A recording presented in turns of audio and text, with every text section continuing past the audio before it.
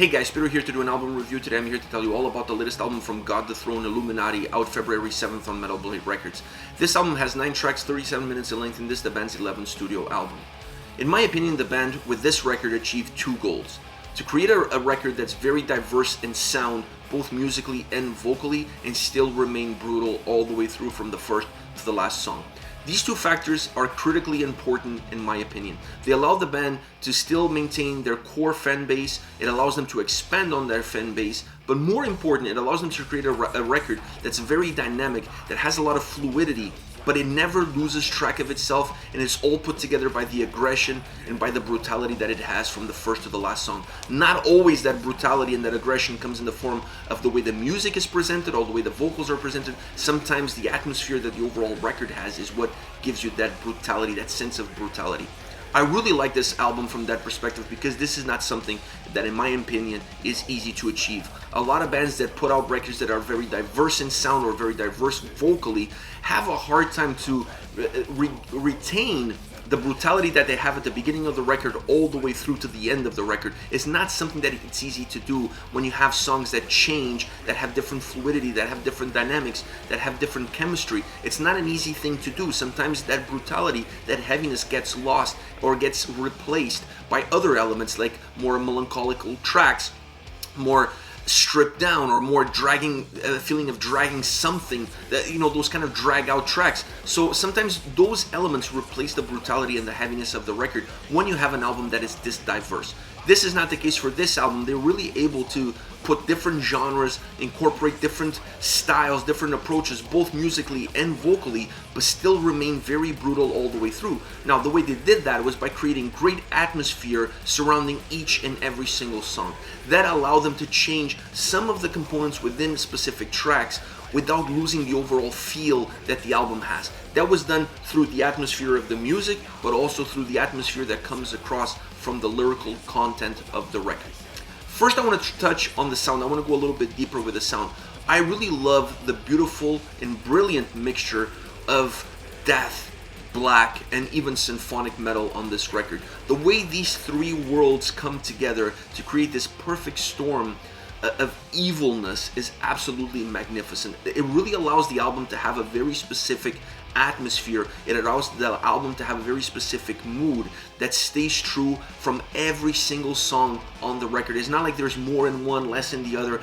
Every single song has this evil darkness that permeates through it, either be through the music or through the lyrics. Definitely through the lyrics, but in some cases it's more through the music, and in some cases it's more through the lyrics.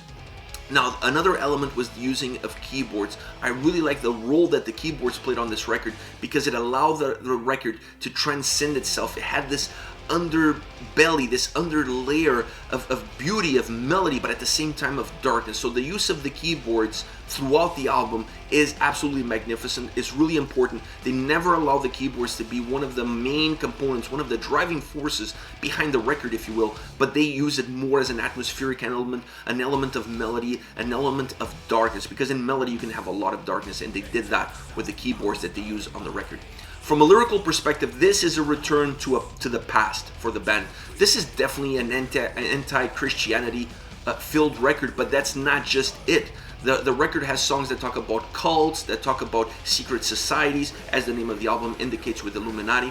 There's songs about secret prayers or secret ceremonies, if you will. So to me, that kind of element brings darkness to the overall lyrical content of the record. And I like the diversity. I like that the whole album is not just based on one element, but rather evil and darkness in different elements of our society, in different elements of our space. So from a lyrical perspective, while a return to the past, to me it was a return to the past with a facelift, or at least with a foot in the present. So I really like the approach that they took with the lyrics.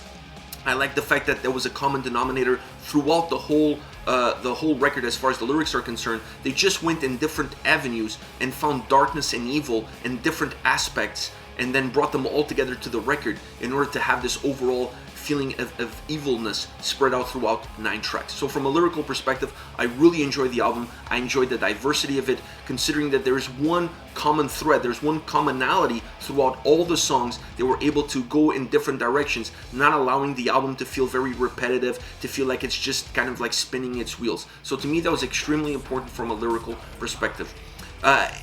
Vocals. Let's talk a little bit about the vocals. I mentioned that the vocals with the music is very diverse, and that is true. To me, this is another component that really helped this record stay together and at the same time expand the boundaries of its sound. You get everything. You get clean vocals, you get clean vocal choirs, you get grunts, you get harsh vocals, and everything in between. There's a real diverse approach as far as the vocal aspect of this record is concerned. That once again plays extremely well with the lyrical content of the album. It plays extremely well with the musical diversity that the record has to offer, and just really allows them to tell the stories a lot better. It allows them to give life to the stories. It allows them to expand on what the lyrics are giving them, and just allows them to create songs that have a much stronger impact, that have more atmosphere. They use a lot of the times the vocals or the styles, the different styles of vocals, to also give atmosphere to the track, to create a sort of blanket around the song that just puts you in that place, that puts you in that mindset, that allows you to better connect with the song. So I really like the fact that they didn't just go one avenue as far as the vocals are concerned, and were not afraid to go in different directions depending on what the song called for and what would work better with that specific track. So vocally very diverse, musically very diverse, and that diversity is what brings the whole record together. In its differences lie its uniquenesses, and that brings everything together. Overall, this is a complete record that will take you on 9 separate journeys. Well, there's like one bridge track that really bridges the last track of the record, but it takes you on at least 8 journeys, and when you combine them all together, it's just stories of evil and stories of darkness. I like that. Overall, great concept, great idea, great execution. This is not an easy to pull off record. There's a lot of moving parts, there's a lot of moving pieces. It's a record that you could easily get lost in it when you're putting it together, and one little piece out of place throws the whole record out of the window. So kudos to them for putting together a record this concise, this brutal, this dynamic, this diverse. I really enjoy this record. As far as songs are concerned, I want to start off with Book of Lies, a song that starts off with a very haunting guitar riff and a keyboard melody that just underlines the atmosphere that the song has. This is something that they did throughout the record. I really enjoyed it. I mentioned it before, using the keyboards to give atmosphere, to give this underlying beauty and melody and darkness to some of the tracks. The roughness in the vocals, in my opinion, matches the overall darkness that the song has. It really gives that edge. It gives that roughness to the song that the song really needs. There's a more somber aspect in the verses, becoming more haunting, more melodic in the chorus. That's kind of the dynamic that this track has all the way through. The using of the backing vocals in the chorus, in my opinion, adds to that haunting. It adds to the melody as well, but it also adds to the haunting aspect. It almost feels like a chant, like a choir, like singing. Singing of multiple voices coming together to create one single voice. I love the feel of those backing vocals in the chorus. They're just magnificent. They just really elevate the track. The guitar solo is very melodic and dark. It really mixes. The guitar solo is a mixture of the two portions of the song, of the yin and the yang that this track has, of the darkness and the melody. The guitar solo is really a perfect representation of this track because it gets those two pieces coming together. A great heavy atmospheric track in Book of Lies.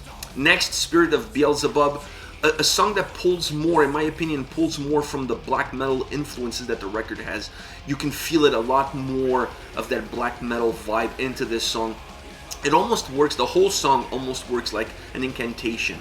The way the vocals come across, the way the music comes across, it just feels like an incantation. It feels like a prayer, a very dark prayer. That's the overall vibe that this song will give to you when you listen to it.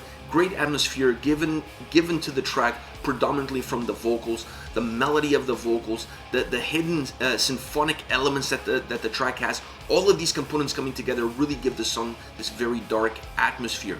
The drums and guitar riff at the midpoint are as heavy as you will find on this album. You really feel the intensity, the aggression, the darkness is coming all out. It's almost like it's coming off the pages of a book as they're reading this incantation. You really get that vibe, you really get that sense, you really get that atmosphere from the track. The darkness turns into heaviness. There's this dynamic that the song has, that when the song becomes so dark, it also becomes so heavy. The chorus never loses the atmosphere and the melody throughout the song. It really always goes back to that melody, always goes back to that beautiful, dark, haunting melody, and that to me is something extremely important. It's a really well blended track in terms of the melody and the darkness that it has. Last but not least, Blood Moon Eclipse. Powerful, heavy, aggressive from the start, morphing into something a little bit darker, alternating melody with heaviness, mixing both at times, sometimes more of one, sometimes more of the other. It's a great dynamic track. It flows perfectly from the verses into the chorus. You don't really feel like there's a break there, that you can really pinpoint exactly where one ends and where the other one starts. So there's a perfect blend of the two. There's a perfect merger of those two worlds. It never loses its darkness. It's a song that has darkness all the way through. It never really loses those components, regardless if you're in the verses, regardless if you're in the chorus. And to me, it's the perfect song to close off the album.